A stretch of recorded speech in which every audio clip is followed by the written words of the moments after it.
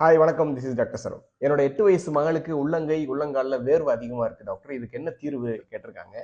உள்ளங்கை உள்ளங்கால்ல வேர்வை அதிகமா இருக்கு அப்படின்னா அது வந்து ஹைப்பர் ஹைட்ரோசிஸ் அப்படின்னு சொல்லுவோம்.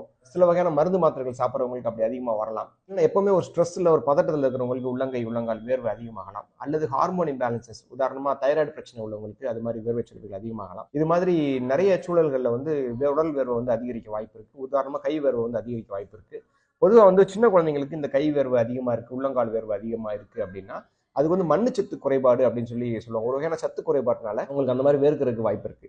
மண்ணில் விளையிற கீரைகள், கிழங்குகள், நிலக்கடலை அது மாதிரி மண்ணுக்குள்ள விளையிற பொருட்கள் அதிகமாக கொடுத்தீங்க அப்படின்னா காலப்போக்கில் சரியா போயிடும். ஒன்றும் பயப்படுறதுக்கு ஒன்றும் கிடையாது.